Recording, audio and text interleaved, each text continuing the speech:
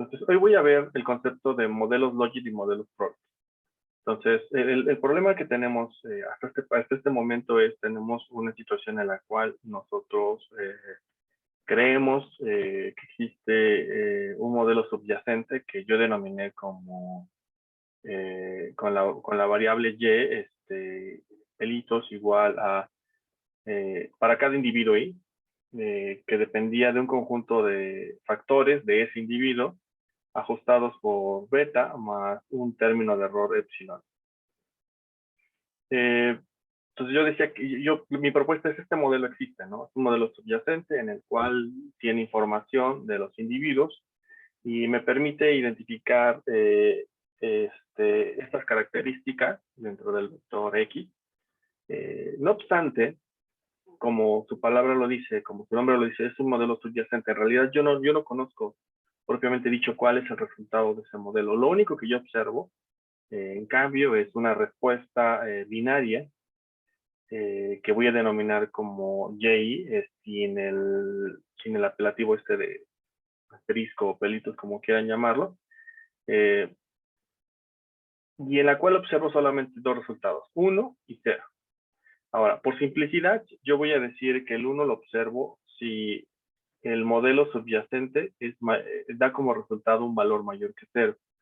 Y 0 si el modelo subyacente, también para el individuo I, es menor que 0, ¿no? Todo esto es para el individuo I igual a 1, 2, hasta n, ¿no? Entonces, para n individuos, esto pasa.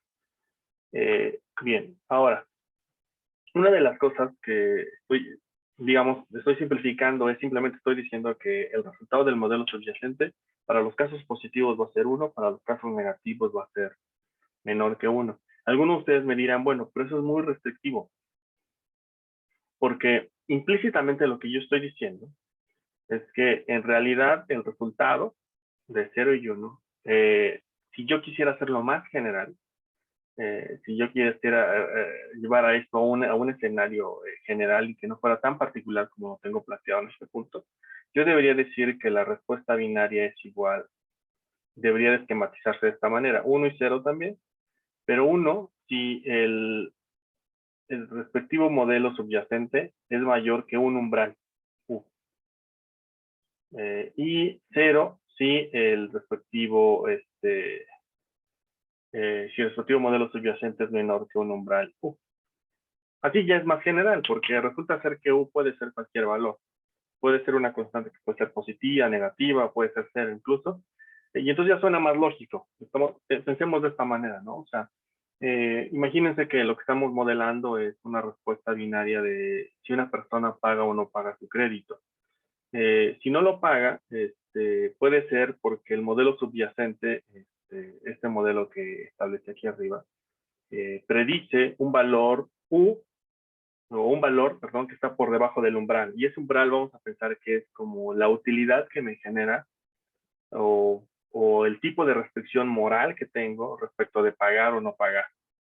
Sí, porque me puede dar un valor que puede ser ordinal, puedo ordenarlo. También esa es una de las restricciones que tiene este modelo.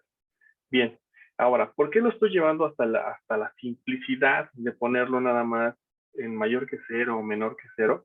Porque estoy asumiendo que en mi caso general, que establecí aquí abajo, este umbral U, estoy asumiendo que se puede absorber por la constante. Entonces, estoy pensando que mi modelo subyacente, que tengo aquí arriba, en realidad lo podría yo ver como un beta 0 más beta 1 de la variable del individuo I de su variable 1 más un beta 2 del individuo I de su variable 2 más hasta un beta késimo del individuo I para su variable k más un término de error. Y estoy asumiendo que este beta 0 no habría nada que me lo impidiera. Yo podría decir que esta beta 0 se puede descomponer como un beta 0 que es igual a un, vamos a llamarle beta 0' más el valor del umbral, ¿no? Entonces, digamos que el umbral está contenido en esta constante. Entonces, de esa manera ya podemos decir que mi planteamiento, que parecía en un principio particular que es en realidad es un planteamiento general. Sigue siendo un planteamiento general. Bien, entonces, resulta que en este punto, entonces ya me basta con decir que si el modelo subyacente es mayor que cero o es menor que cero, será información suficiente para decir que la respuesta binaria será 1 o será 0. ¿Sí? Este es como el planteamiento general, ¿vale? ¿Alguna duda con cómo lo estoy planteando en este punto? Ok, va. Bien. Bien, entonces, me voy a regresar entonces a mi motivación que yo lancé cuando empecé a plantear los modelos no lineales. Y mi motivación era muy sencilla. Yo decía que esto se puede ver como un proceso Bernoulli. Y los procesos Bernoulli están asociados a estos modelos de respuesta de éxito o fracaso. Cuando lanzo una moneda, yo tengo la probabilidad de un medio de sacar águila, la probabilidad de un medio de sacar sol, ¿no? Ese es el proceso Bernoulli más sencillo con el que empezamos en estadística. Mi proceso Bernoulli en este caso va a ser un poquitito más complejo, pero solamente poquito, no más, porque la probabilidad va a tener asociada una función muy particular.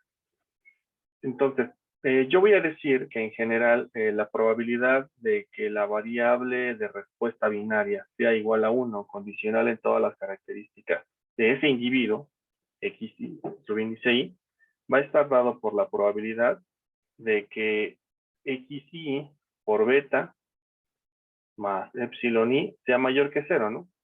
Como tal cual como lo planteé, ¿no? Entonces, el, si el valor que pronostica el modelo subyacente es mayor que 0, entonces la variable aleatoria y tomó el valor de 1.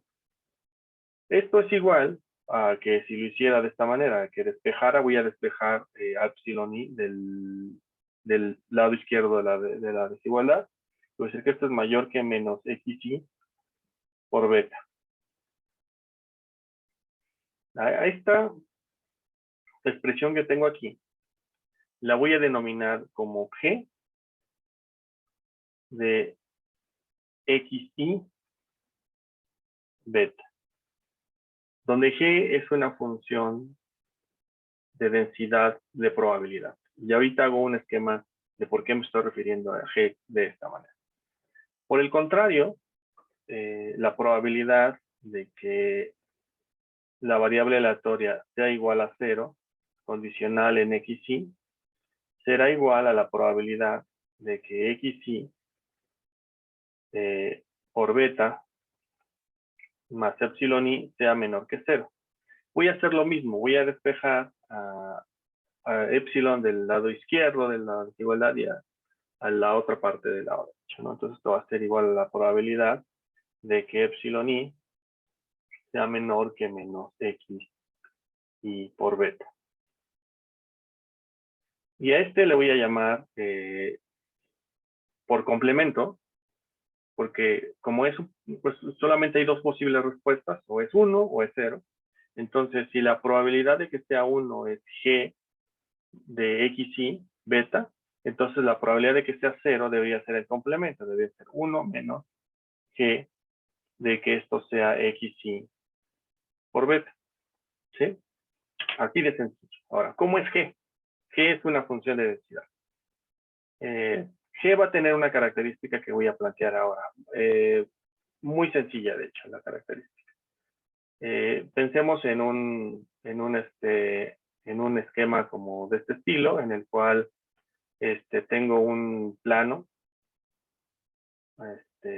muy sencillo de esta manera, en el cual tengo una función de densidad, de probabilidad. Entonces por aquí tengo, voy a poner aquí a g de x, y aquí voy a tener a x, y donde x va a ser de esta forma, ¿no? De x y por puedo graficar la función de densidad, y es una función de densidad simétrica. Vamos a suponer que si es simétrica, entonces debe parecer mucho, algo así. Su media debería estar aquí más o menos. Es la media de esta función. Entonces, la primera probabilidad, la probabilidad de que y sea igual a 0, es igual a la probabilidad de que, como yo la definí, es la probabilidad de que epsilon sea mayor que menos x y por beta. Entonces, en realidad ya puedo hacer un cambio aquí. Yo ya sé que esta función g es una función que depende de quién. de epsilon. Vamos a decir que esta función depende de epsilon. Entonces, si ustedes se dan cuenta, aquí como lo planteé fue que sea mayor que menos xi por beta. Entonces, vamos a ubicar a menos xi por beta. Entonces, menos xi por beta, suponiendo que mu es igual a 0, vamos a suponer que mu es igual a 0. No hay nada que me lo impida. Yo puedo suponer que la función de densidad está centrada en el 0. Entonces, yo puedo decir que menos xi por beta está aquí. Entonces, lo que tengo ahí es la probabilidad de que sea, de que y sea igual a 1, es toda la información que se acumula desde donde venga el soporte de la función, que vamos a decir que es desde menos infinito, hasta el valor xi por beta. Entonces sería toda la región que tengo sombreada como rojo. Pero como es una función de densidad, y en este punto le he planteado como simétrica, entonces yo puedo decir que esta probabilidad es exactamente equivalente a que yo me hubiera ido del otro lado y hubiera ubicado al valor xi por beta y hubiera tomado los valores que vienen desde infinito hasta ese valor y acumular todo este valor. ¿Sí? Entonces, cualquiera de las dos opciones que yo tome podría ser válida, ¿no? Esa región, toda esta región es equivalente. De forma análoga, entonces, la región 1 menos lo que se acumula hasta g de xi por beta debería ser el complemento. Entonces, el complemento es todo lo que voy a subrayar. De esa manera es como llego a la conclusión que planteo ya. ¿Sí? Entonces, g es una función de densidad, de probabilidad. Simple y llanamente. ¿Vale? ¿Alguna duda hasta este punto? Bueno, ok. Eh, ya he hecho mi discusión. Entonces, lo único que me queda es ahora sí plantear los dos modelos Probit y Logit. Entonces, el modelo Probit y Logit en esencia son muy parecidos porque ambos tienen una función de densidad como la que tengo dibujada aquí. Ambos tienen una función de densidad simétrica. Sin embargo, la única diferencia que existe entre uno y otro es la forma analítica de la función de densidad. Voy a empezar con el modelo Probit. Entonces, ¿cómo es un modelo Probit? Entonces, un modelo Probit va a asumir que la función de densidad g de xi por beta va a ser de la forma que denominamos en los libros de texto así. De xi, esa es la notación que normalmente utilizamos. Pero en realidad este es la integral que va desde menos infinito hasta xi por beta, porque es una función de densidad acumulada, entonces es todo lo que se acumula desde menos infinito hasta este valor xi por beta. Entonces, como yo les dije, como es simétrica, puedo hacer este abuso de la notación y decir, bueno, esto es xi por beta, el valor que sea, hasta el valor que me dé, de una función que depende de v diferencial de b. ¿Sí? Ahora bien, muy particularmente en este caso, en realidad a la función que me estoy refiriendo es una función normal estándar. Yo voy a decir que esta es la integral desde xi por beta de la integral de 1 sobre 2pi raíz de e a la menos un medio de la función evaluada en el punto xi por beta, ¿no? Entonces, de un medio de xi por beta.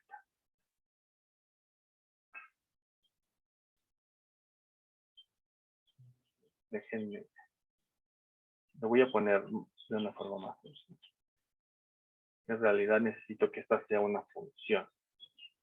Y ahorita platicamos quién es esta función. Una función de xi por beta.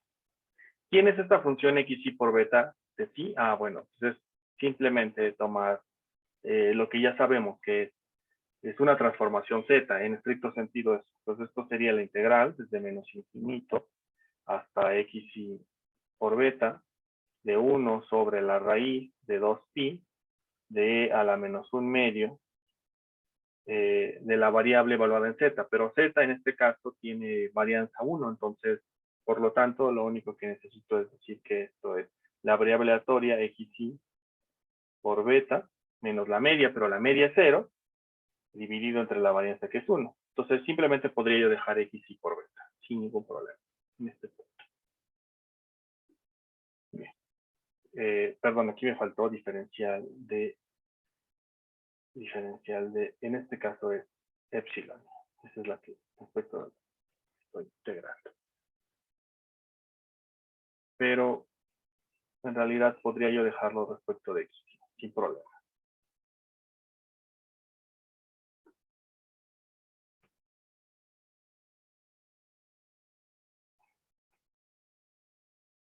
Entonces, el probit asume que la función g es una función normal estándar y que podemos hacer esta integral. ¿Cuál es el problema del probit? Es que no hay una solución cerrada para esta integral. Si ustedes quieren integrar si quieren resolver esta integral, no van a poderlo hacer, no al menos por métodos convencionales. Lo único cierto, o lo único que sabemos, es que esta cosa integra todo, en toda la integral, en todo el dominio es 1. Esto es algo que es cierto. Lo más que podemos hacer es hacer aproximaciones a través de tablas que conocemos de la normal, para poder aproximar valores, o hacer aproximaciones numéricas que normalmente hace el software, ¿no? Entonces, este es como el problema, ¿no? Probit, y esta es la función de densidad. Ahora veamos, ¿cómo se vería un modelo logit? Modelo logit. Bueno, el modelo logit se ve de la siguiente manera.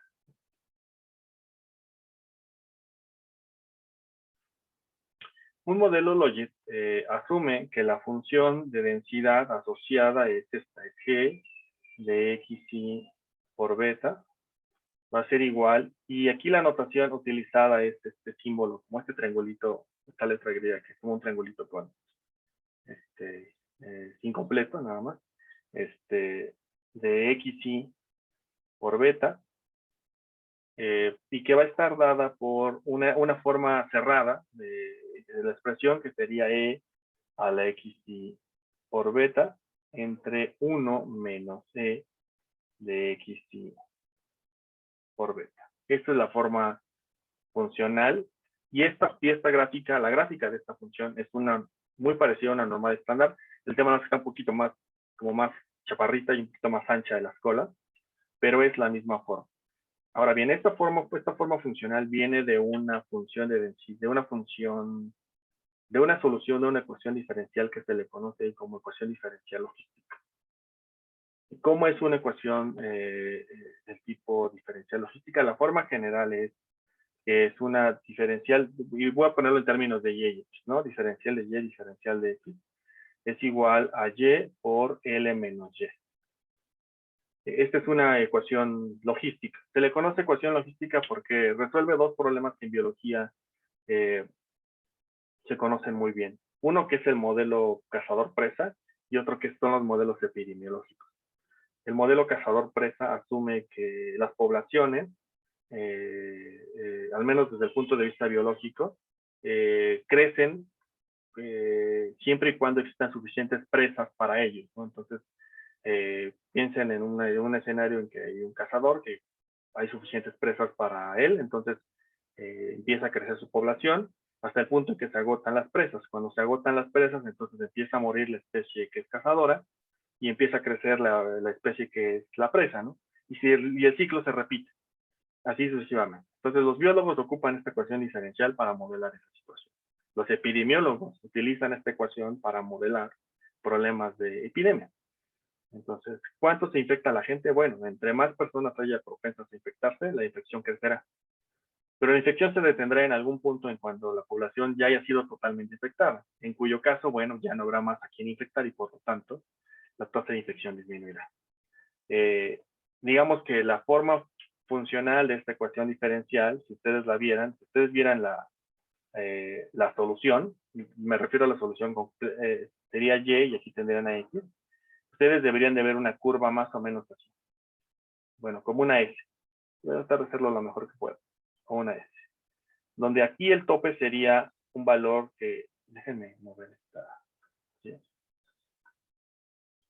Aquí el tope sería un valor L, que es como el valor máximo de la población.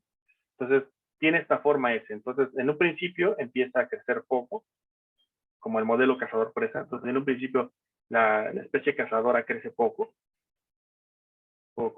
y de repente empieza a crecer muchísimo, y luego ya empieza a crecer muy poco, hasta el punto en que ya no crece nada, porque se acaban las presas, ¿no? Es como la epidemia empieza a crecer mucho, muy poco al principio, de repente estalla, diciembre pasado, en nuestro caso, y de repente se detiene, ¿sí?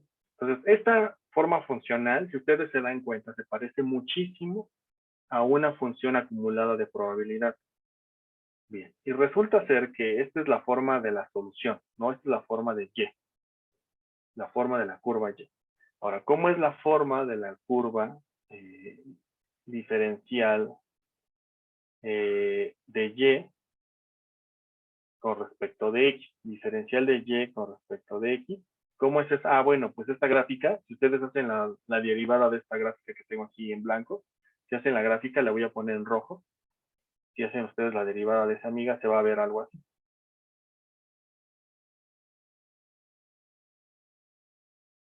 Como una función, como una campana de Gauss. Entonces, esta propiedad que tiene esta función logística nos permite utilizarla para aproximar problemas de elección binaria, porque al final del día la forma de la diferencial parece una curva de Gauss que tiene una forma cerrada muy bonita, que es la que tengo expresada aquí arriba, que viene de un problema matemático muy interesante, y que tiene múltiples aplicaciones, ¿no? Entonces, las aplicaciones son vastas, eh, y se utiliza muchísimo por la sencillez que tiene la forma, por la forma tan sencilla que tiene la función de densidad y la manera tan fácil en que se puede operar con ella. Bien. De hecho, si ustedes hacen en este caso, esta es la función de densidad, entonces ya ya es la función de densidad acumulada, por lo tanto, ya podrían evaluar la probabilidad en cada punto de la recta, ¿no? Perdón, del dominio. Bien. Entonces, el modelo Logi tiene asociada esta función de densidad. Vale, bien. Ahora quiero hablar un poquitito sobre el problema asociado a la estimación del modelo Logit y Probit. La estimación en este punto entonces se vuelve ya un paso muy sencillo. Porque si el problema es que este es un problema del tipo Bernoulli, entonces mi problema tiene una función de densidad muy sencilla. ¿Cómo es esa función de densidad? Voy a poner entre comillas sencilla. Bien. Entonces, yo sé que mi modelo de respuesta es binario, ¿no? Solo tengo 0 y 1. Entonces, mi pregunta es, ¿cómo es la función de densidad de Y condicional en que tengo toda la matriz XY y dado que tengo un conjunto de beta? Bien. Bueno, pues es muy sencillo porque en este punto yo sé que esta función de densidad, como es del tipo Bernoulli, entonces debería de verse de esta manera. Este XY, beta, debería de verse como la probabilidad de éxito por la probabilidad de fracaso, porque es un proceso Bernoulli. Entonces, ¿cuál es la probabilidad de éxito? Es G de XY por beta. Esa es la probabilidad de que el evento salga 1. Y a este amigo lo voy a elevar al valor Y por la probabilidad de fracaso. Entonces, la probabilidad de fracaso es 1 menos G de XY por beta. Y le voy a poner 1 menos Y. Y resulta ser que esta forma funcional funciona, porque cuando Y es igual a 1, cuando tengo un éxito, entonces la única parte que sobrevive es esta. Porque esta parte cuando Y es igual a 1 se va a volver 0 este exponente, entonces algo elevado a un exponente 0 en realidad es 1, entonces todo el segundo término sería 1. Ahora, ¿qué pasa cuando el resultado es 0? Cuando el resultado es 0, entonces el primero se vuelve 0, entonces todo este resultado se vuelve 1 y el único que sobrevive es este. Entonces esta función de densidad escrita de esta manera funciona y es una lógica muy sencilla de pensar. un problema Bernoulli. Seguimos hablando en términos Bernoulli. Entonces, esta es una función de densidad para cada uno de los individuos, para cada uno de los elementos en la muestra, para cada uno de los i igual a 1, 2, hasta n. Ahora, si quiero hacer un proceso de estimación por máxima verosimilitud, lo que tengo que hacer es la función de densidad conjunta, donde acumulo todas las probabilidades de cada uno de los individuos en la muestra, y los voy a acumular de tal manera que, como yo sé que son eventos independientes, ¿por qué sé que son eventos independientes? Porque esa es una propiedad que tienen los procesos Bernoulli. Es decir, lo que le ocurre a un individuo no afecta a lo que le ocurre a otro individuo. Entonces, esa independencia me permite construir una función de densidad asociada que puedo escribir de esta manera, y voy a escribir como L, que va a depender de beta, y va a ser igual al producto desde i igual a 1 hasta n de las funciones de densidad individuales, de y condicional en xi y beta, o lo que es lo mismo, es la función de densidad que va a ser el producto desde igual a 1 hasta n de la función g de xi por beta, elevado a la y subíndice i, y 1 menos g de xi por beta de 1 menos y. El tema es que yo estas no las sé resolver de manera sencilla. Lo que siempre hago es que me tomo el logaritmo, porque el logaritmo es una transformación monótona que me permite preservar el orden de la función original. Cuando tomo la función en versión logarítmica, si ustedes desarrollan esta expresión, les va a quedar que eso es la suma desde igual a 1 hasta n de tomar el valor de y, que multiplica al logaritmo natural de g de xi por beta, más la suma desde igual a 1 hasta n de 1 menos y del logaritmo natural de 1 menos g de xi por beta, así. Entonces, el software lo que va a hacer es va a tomar esta función logarítmica y la va a optimizar. ¿Cómo la va a optimizar? Bueno, la va a tener que optimizar tomando la derivada con respecto de beta, del logaritmo natural de la función de densidad de beta, lo va a tener que igualar a 0, y el valor que iguala a 0, entonces va a poder inferir quiénes son los betas estimados por el procedimiento de máxima verosimilitud, asociados a un modelo Probit o Logit, dependiendo de la función de densidad G que hayamos asumido. En las notas les pongo cuál es la forma cerrada para la estimación del modelo Logit, porque ese es el único que está fácil de hacer. El Probit no está tan trivial, sí tiene sus complejidades. Pero bien, esta es la solución al final del día. Bien, solamente para cerrar mi parte teórica y para entrarle a la parte práctica del día de hoy, una cosa que quiero que recordemos es que nosotros no podemos hacer una interpretación de manera directa de los parámetros beta. Porque, ¿qué nos dicen los parámetros beta que tengo aquí? Bueno, los parámetros beta que yo obtenga me van a poder decir quién es y, pelitos estimados, porque yo sé que y es igual a xi por beta y gorrito. Entonces me va a poder decir quién es el modelo subyacente. Pero en realidad a mí no me interesa quién es el modelo subyacente. Lo que me interesa es el efecto sobre el modelo que estoy observando. El modelo que estoy observando es una respuesta binaria, 0 y 1. Entonces, yo no quiero saber cuál es lo que predice, qué es lo que predice este modelo a través de los coeficientes beta. Lo que yo quiero saber es cuánto es que le aportan cada una de las variables a la probabilidad de que ocurra 0 o a la probabilidad de que ocurra 1.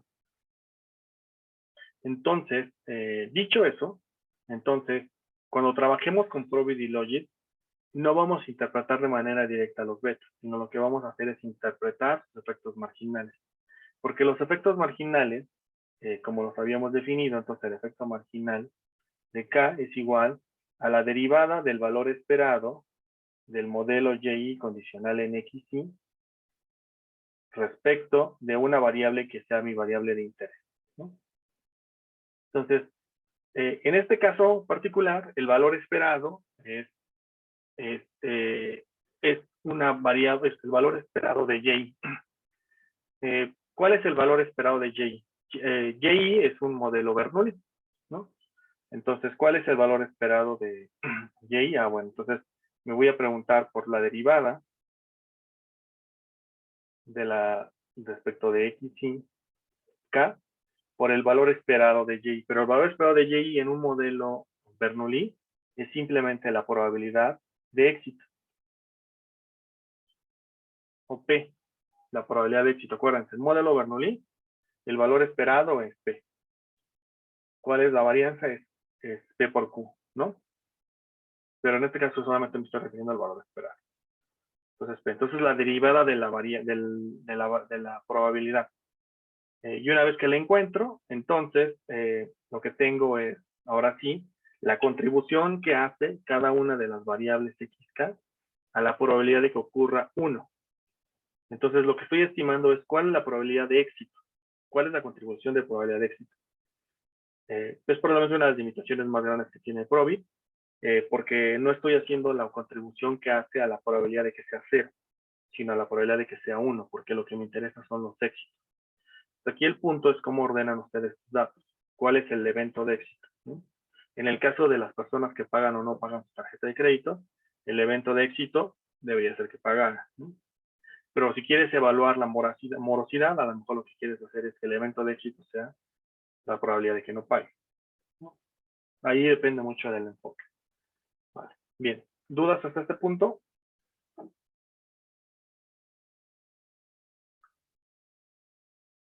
Bien. Entonces, si no hay dudas, quiero ahora continuar con el ejercicio numérico del día de hoy. Entonces, voy a ir este, a al Python. Ahí pueden ver mi pantalla, ¿verdad? A ver, déjenme repetir porque creo que no está compartido. Ahora sí. Ahí pueden ver mi pantalla de Python, ¿verdad? Sí, profe. Buenísimo. Ok. Entonces voy a trabajar con este notebook, que es el modelo de elección binaria. Está dentro de la carpeta que se llama clase 5, elección binaria. Vamos a trabajar un ejemplo muy clásico, que es como la probabilidad de que las mujeres entren o no al mercado laboral. Es un ejemplo clásico del libro de texto. Entonces, sí no tiene, en cualquier libro de texto de econometría que ustedes lean, se lo van a encontrar. Y probablemente es de los más populares, al menos desde el punto de vista de la teoría econométrica. Bien, entonces voy a trabajar con este es un modelo Probit, voy a utilizar la metodología Probit, no lo voy a hacer Logit, pero hacerlo Logit es muy sencillo, simplemente es cambiar una función y ya. El conjunto de datos que voy a utilizar es el siguiente, entonces viene del paper de Ambrose, que es del 87, que es the Sensitivity and Empirical Model of Market Women, World Economics and Statistical Assumptions, ¿no? Que es de la econométrica. Entonces, digamos que es uno de los papers clásicos en este campo, ¿no? La descripción de las variables están aquí, entonces viene como el ELF es la participación de las fuerzas de trabajo, viene el número de hijos que tiene la mujer, viene el número de hijos que tiene entre 6 y 18 años, viene la edad, viene una variable de si acude o no acude, acudió o no acudió al colegio, que en Estados Unidos el colegio es como una especie de como hacer unos semestres de la carrera universitaria, ¿no? No es propiamente se puede considerar como una licenciatura, pero digamos que no es tan categórico como en México, ¿no? Que si vas a la universidad ya tienes una carrera universitaria. También viene si el esposo no acudió al menos a educación universitaria. El logaritmo del salario esperado por ingresar al mercado laboral y el ingreso de la familia, ¿no? Sin la contribución de la mujer, ¿no? Entonces, vamos a estimar este modelo. Voy a necesitar las siguientes bibliotecas. Voy a necesitar Pandas, NumPy, StatModels. Y de StatModels voy a necesitar propiamente la biblioteca que es Probit. Entonces, si ustedes quieren saber cómo llamar, por ejemplo, a Logit, lo único que tienen que hacer es buscar en Google la documentación de StatModels. Lo voy a hacer de una manera muy sencilla, ¿no? Buscan ustedes simplemente StatModels. Los va a llevar a la documentación de StatModels. Y leyendo la documentación de StatModels, ustedes se van a dar cuenta cómo pueden llamar al Probit o cómo pueden llamar al Logit, ¿no? Entonces, todo hay que buscar en esta documentación cómo se llama la biblioteca que alude al Logit y ya. Eso es para cambiarlo de modelo, ¿no? Entonces, yo voy a ocupar en este caso Probit. Estos que están aquí es una forma de ignorar los warnings. Estos warnings que luego aparecen y que a veces son un poco molestos que estén apareciendo. Entonces, yo los voy a ignorar, ¿no? Entonces, vamos a ejecutar esta línea. En este punto no debería generar ningún problema porque, según yo recuerdo, estas bibliotecas no generan ningún problema de instalación. Vamos a importar los datos. Los datos están en un formato CSV. Entonces voy a utilizar de Panda el lector de CSV que se llama read CSV. Y voy a mostrar los encabezados de los datos, ¿no? Y los datos se ven de esta manera, ¿no? Ahora vamos a limpiar un poco los datos, ¿no? Entonces, ¿qué es lo que voy a hacer? Primero, voy a crear una nueva columna que se va a llamar LFPD-D, que va a ser igual a 0. Entonces, lo que voy a hacer es que a mi data frame, que estoy mostrando arriba, le voy a agregar una columna adicional y que va a tener puros valores de 0 de inicio. Luego, lo que voy a hacer es que le voy a decir a Python si quiero que localice dentro de la columna LFP, dentro de esta columna, aquellos valores que dicen sí. Y para aquellos valores que dicen sí, quiero que vaya a la columna que se llama LFPD que acabo de crear y que le ponga el valor de 1. Entonces, simplemente estoy haciendo como una recodificación de la columna LFP, ¿no? Entonces, al sí le voy a poner 1 y por lo tanto el no por complemento va a quedar 0, ¿no? Voy a hacer algo muy parecido con la columna que se llama WC y la columna WC que está aquí tiene también textos, tiene no y sí.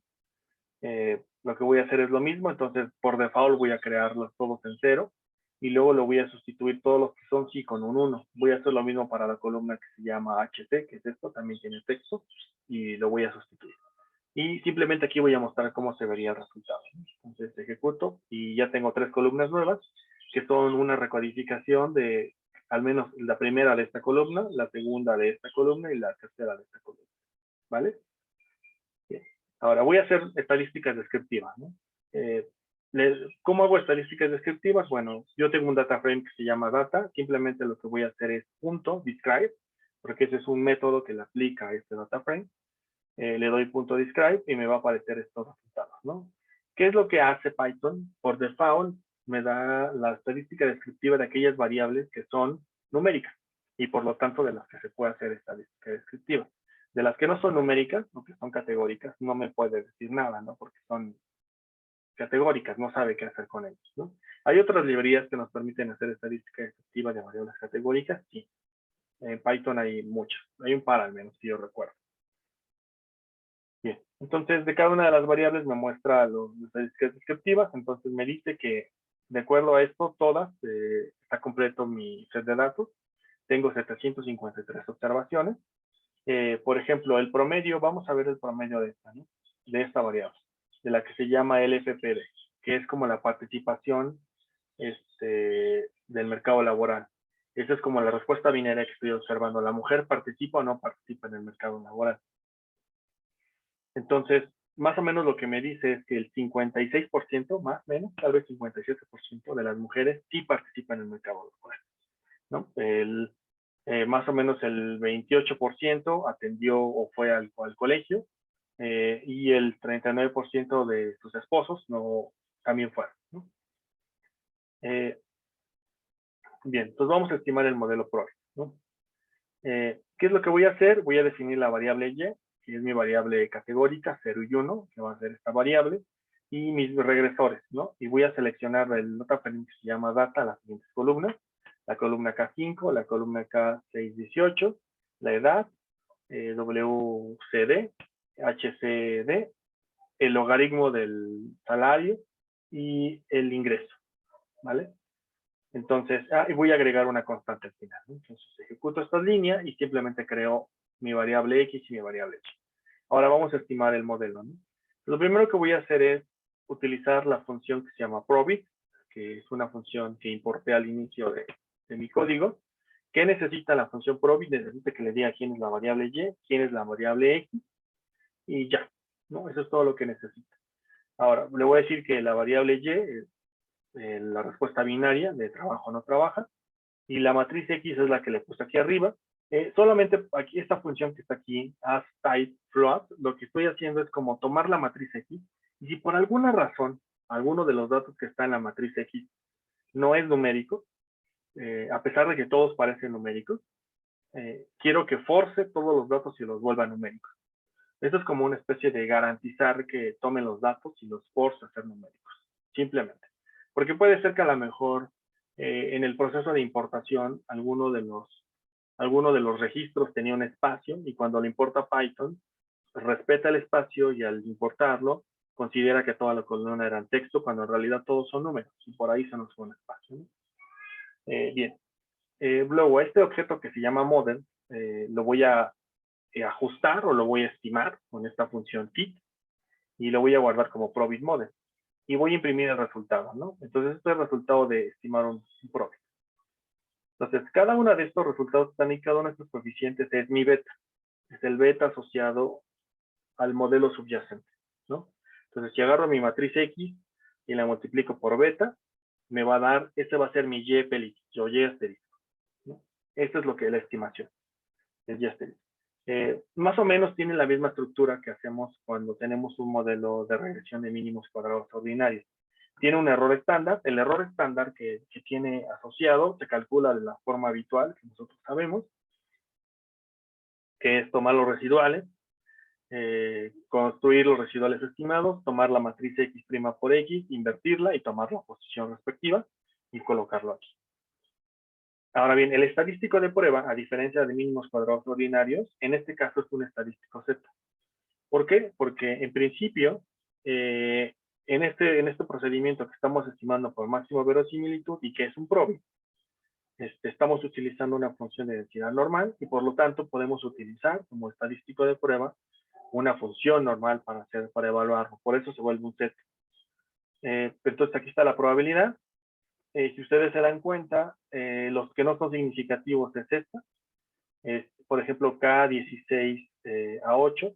Si ustedes si se acuerdan, esta variable es el número de hijos que tienen las mujeres, que están en edades de 6 a 18 años, ¿no? La lógica del paper, más o menos lo que plantea es que las mujeres pueden tomar su decisión de no ingresar al mercado laboral siempre que tienen hijos menores de 5 años. Si tienen hijos mayores de 5 años, son más susceptibles de ingresar al mercado laboral. Y la razón es que hay una especie de, al menos eso es lo que decía la teoría hasta muy probablemente antes de los 2000, era que había una tendencia que este cuidado de los hijos, principalmente por las mujeres, ¿no? En México se sigue preservando un poquito, pero en realidad en el mundo ya las estadísticas señalan que ya no es tan claro, que la verdad el hecho de tener hijos pequeños sea un factor, al menos para la decisión de las mujeres para mantenerse fuera del mercado laboral. Entonces ya no es tan claro hoy día el efecto. Muy probablemente esta variable ya no sea tan relevante. Entonces lo que dice es que cuando los hijos son mayores a 6 años, en realidad es un efecto, no afecta en nada, ¿no? En la decisión. En todos los demás casos, parece que sí son significativos, excepto esta variable que está aquí, y esta está bien interesante. Porque lo que dice es que esta variable, si ustedes se acuerdan, es una dummy que indica de si el esposo acudió o no a la universidad. Entonces, básicamente lo que está diciendo es que si el esposo acude o no acude a la universidad es estadísticamente irrelevante, al menos para la decisión de que la mujer acuda o no al mercado laboral. Esto es en términos como de que acuda o no acuda al mercado laboral. Pero esto se vuelve todavía poco interpretable, porque en realidad donde ya se puede interpretar es hasta los efectos marginales, porque ahí es donde podemos hacer una inferencia sobre la contribución a la probabilidad de que acuda al mercado laboral la mujer. Entonces, vamos a hacer los efectos marginales. Entonces, bien.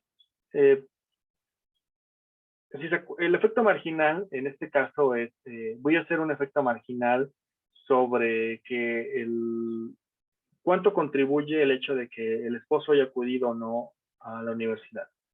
Entonces, vamos a crear esta tabla. Entonces, lo primero que voy a hacer es como una tabla de estadísticas, como que haga una establece de conteo, como para que me dé como los productos cruzados. Y veámoslo de esta manera, ¿no? Por ejemplo, entonces, de este lado tengo si la mujer acude o no al mercado laboral, entonces no y sí, ¿no? Entonces, las mujeres que no están en el mercado laboral son 207, en total son 325 mujeres que no están en el mercado laboral. Ahora, de esas 325, 207 dicen que sus esposos no fueron a la universidad y 118 dicen que sí. De las que sí están en el mercado laboral, que son 428, 251 dicen que su esposo no fue a la universidad y 177 dicen que sí. ¿Sí? Entonces, esto es como una tabla como que nos ilustra cómo están las estadísticas descriptivas, al menos de conteo de esta relación que guardan estas dos variables. Ahora vamos a calcular un efecto marginal. Lo voy a calcular de esta manera. Voy a crear primero media, ¿no? ¿Por qué? Porque el efecto marginal lo voy a evaluar sobre la media de todas las variables y la única que voy a variar es esta variable de si el esposo acude o no acude al mercado laboral. Y esa es como es una variable dicotómica, entonces solamente 0 y 1. Entonces voy a evaluar el escenario en el que el esposo no acude y cuánto contribuye el hecho de que el esposo sí acuda a la universidad a la probabilidad de que la mujer esté en el mercado laboral. Voy a construir una matriz de esta manera. Entonces, estas son las medias de todas las variables que voy a colocar dentro de mi proceso. Y considerando que el esposo no va al mercado, no va a la universidad. Luego voy a crear otra matriz, igual de medias, pero ahora considerando que el esposo sí va. Entonces, lo ejecuto. Si ustedes se dan cuenta, la que cambia es esta posición. Cambia esta y cambia esta. Porque esa es la sustitución que estoy haciendo. Porque esta es una variable dicotómica. Entonces, las variables dicotómicas las tengo que evaluar con esta forma que tengo aquí arriba de comparación de probabilidad. Entonces, ya que tengo esto, ahora sí, le voy a pedir al software que prediga cuál es el efecto. ¿Bien? Entonces, lo que me dice es que el hecho de que el marido vaya o no, haya ido o no a la universidad, contribuye en 0.59 o 0.57% de la probabilidad de que la esposa vaya al mercado laboral. Entonces, sí es un factor que contribuye casi en un 60% de la probabilidad, manteniendo todo lo demás constante, ¿no? Interesante al menos el resultado en términos del paper, ¿no? Y para la época también, que son los 80. Vamos a hacer el segundo. Perdón, me equivoqué en mi interpretación. El anterior era el que no va a la universidad. Este es el que sí va a la universidad y si se dan cuenta es 0.59. Entonces lo que voy a hacer ahora es la diferencia. Hacemos la diferencia, entonces es 56 menos 59, entonces la contribución sí es positiva, sí tiene un efecto sobre la contribución de la mujer acuda al mercado laboral. Podemos hacer lo mismo para cuando cuando la mujer misma va a la universidad, podríamos evaluar lo mismo, algo muy parecido. Me lo voy a saltar un poquitito porque quiero llegar a una solución más general. Igual aquí están los resultados. Aquí tengo una tabla de frecuencia como de otra variable, que son el número de hijos menores a 5 años. Pero lo que quiero hacer es llegar a esta solución más general, que es los efectos marginales estimados de una sola vez, ¿no? Entonces, lo que hice hasta este punto fue ir construyendo efectos marginales por cada una de las variables. Lo que yo voy a hacer ahora es como de una sola instrucción, construir todos los efectos marginales para todas las variables, y este sí lo podemos interpretar de una forma más sencilla. Y me da una tabla muy parecida a esta. Entonces, lo que me dice es, ¿cuál es la contribución de tener hijos menores de 5 años a la probabilidad de que la mujer vaya al mercado laboral? Bueno, resulta ser que es una contribución negativa. Quiere decir que por cada hijo menor de 5 años que las mujeres tienen, la probabilidad de acudir al mercado laboral disminuye en casi 30%. Luego, que tenga un hijo de entre 6 y 18 años, la probabilidad de que acuda al mercado laboral disminuye en casi un 1%. Lo bueno de esta variable que acabo de comentar es que no es estadísticamente significativa. Luego, la edad. Quiere decir que por cada año adicional de edad de las mujeres, la probabilidad de acudir al mercado laboral disminuye en 1%.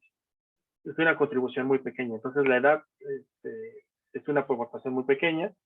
Si ustedes se dan cuenta, al menos de todos los resultados que tengo aquí, la variable que más parece afectar la probabilidad de incorporarse al mercado laboral es tener hijos menores a 5 años, porque aporta casi el 30% de la probabilidad de acudir al mercado laboral.